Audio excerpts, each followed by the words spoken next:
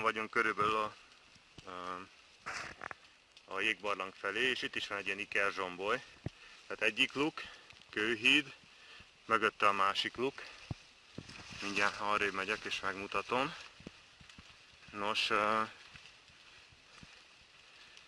ez ilyen névtelen valami. Ez csak így itt van. Hát most arra a sáros csúszószalra nem mászok rá, de egy kicsit innen, még fentebbről. De most futok is a maguk kedvéért. Szóval ott a másik luk, ugye a híd egyik luk. Hát ilyen. Tehát egy út közben vannak azért ilyen kevéssé figyelemre méltó látványosságok is. Persze ez csak egy ilyen hihetetlenül gazdag terepen marad névtelen, gondolom. Azért mondjuk a bükkben ez sokkal megbecsültebb lenne. Süt a nap, az eső már elállt, tehát a fákról még csöpög jó bőven. Ami viszont érzetre nem sokkal megnyugtatóbb, mint hogyha az eső esne. Nincs is túl nagy meleg különben, de mivel magas a páratartalom, tehát ilyen extrém, 90 fölötti, 30%, ezért igazából izzadni itt is lehet, meg most is. Na, időközben visszaereszkedtünk így nagyjából a jégbarlang szintjére, úgyhogy innentől csak kis séta. Érkezünk vissza a fő csapás irányba. Ugye itt volt ez a kis kitérő, egy ilyen kis háromszöget mentünk úgy, Galbinakő vissza le, és most irány a jégbarlang. Itt a lejárat a barlangba, egy kicsit más szögből. De mindjárt megmutatom azt, amit az összes turista lát.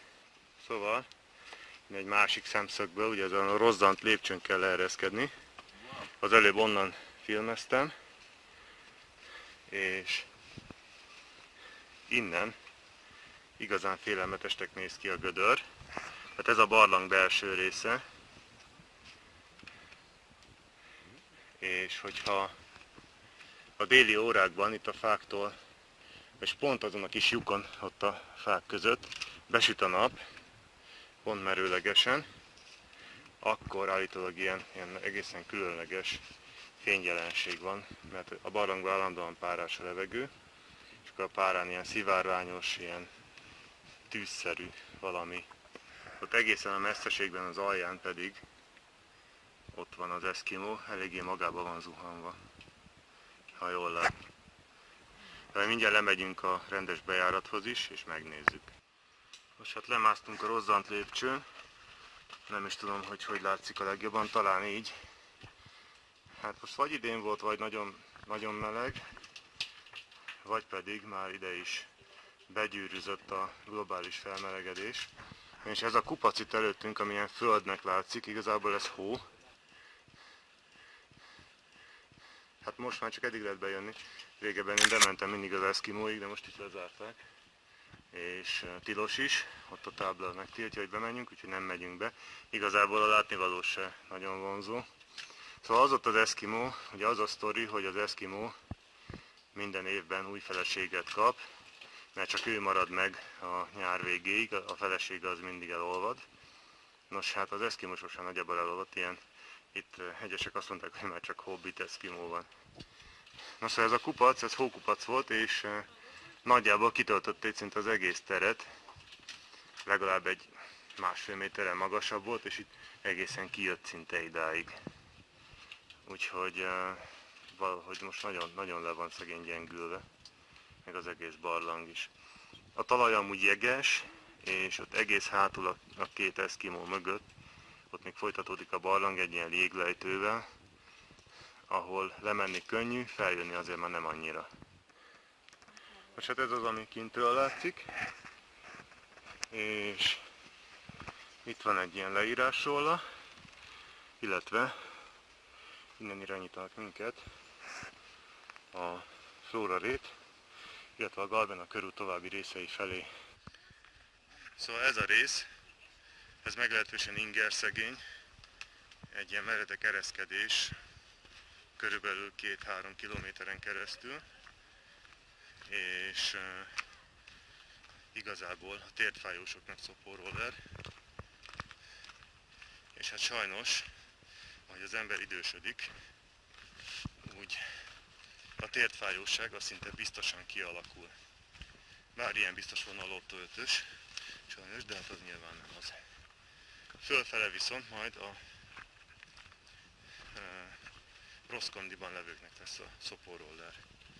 Nos hát, a hosszas és változó meredekségű ereszkedés az még ugyan nem ért véget, de legalábbis a táj változik, ugyanis kiértünk a Flóra rétre, amit hála jó Istennek persze, hogy a látnivaló teljes legyen, lekaszáltak.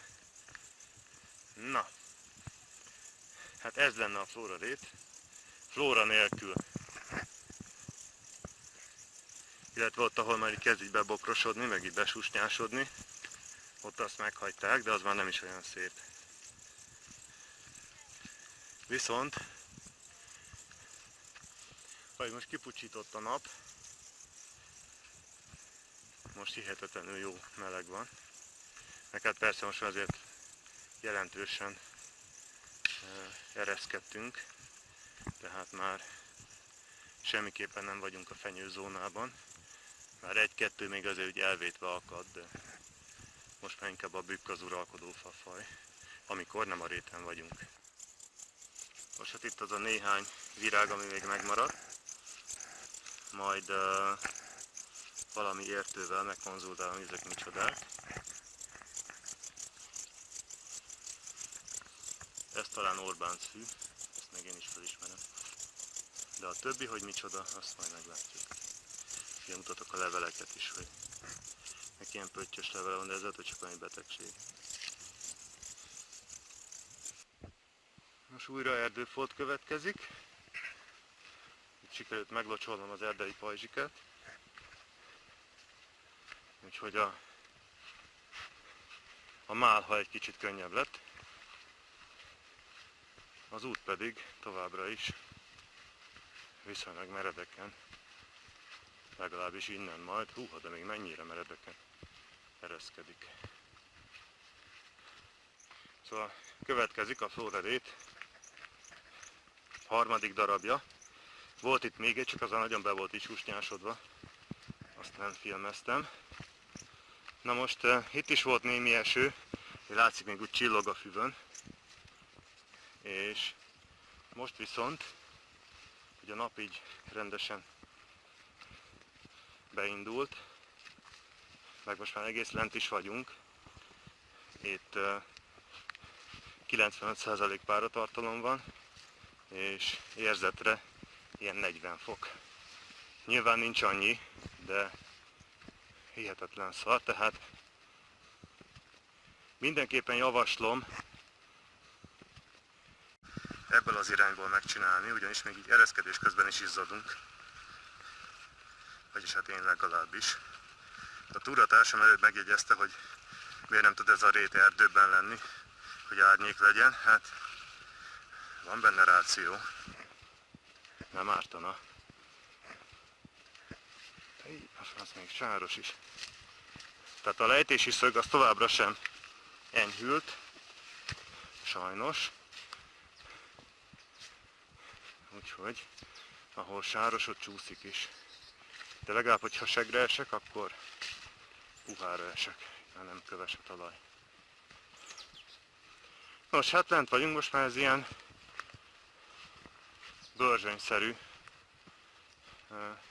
Ugye az egész olyan benyomást kelt, mint a börzsöny, vagy akár a pilis, mivel hogy karstvidéken járunk, tehát akkor inkább a pilis. Nos, ott pedig előttünk az a mély völgy, az már a Galbina kőköz teteje.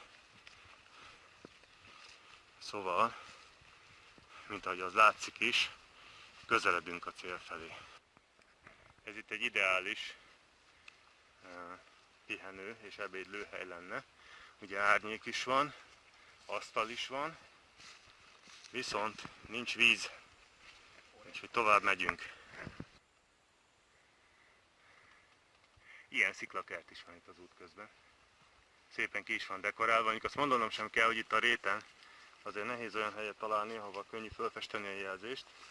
Tehát ahova lehet, ott aztán festettek ilyen igazi tükörtojás 8 személyre. Mikor csapadékosabb az időjárás, akkor ezekben a vízmosásokban azért van egy kis víz. Üdítően hat, de mondjuk azért ezekben már itt az alsóbb régiókban nem ajánlatos beleinni. Legalábbis én nem tenném. Viszont a Flóraréta alján valahol kell legyen egy forrás, ami egyébként a második vízvételezési lehetőség. Ugye az első az a Glavoy kantonban volt, ahonnan indultunk, és ez a második, majd és egyben utolsó, és itt mindenképpen érdemes telimeríteni az üvegeket, vagy kulacsot, vagy bármit, bödönt, ugyanis később nem lesz. Tehát a galben a vízkeletből én azért nem nagyon innék, az az igazság. Akkor legközelebb a forrásnál fogunk megpihenni. Ott ebéd is következik, ugyanis onnantól azért nagyjából már fölfele vezet a túra, és kelleni fog az energia, az egyszer biztos. Kiértünk a tulajdonképpeni Flórarétre. Itt van valami igénytelen bódé is, ami talán ABC-ként üzemel. Ha nem ez a legközelebbi, hanem ez a kék tetejű. Gyönyörű a panoráma. Igazából majdnem a rozsdaszakadék is látszik itt a fa alatt. Hát igazából nem, ez a száraz völgy itt előttünk, ez vezet arra. És itt a nyíl azt mutatja, hogy le kell ereszkedni.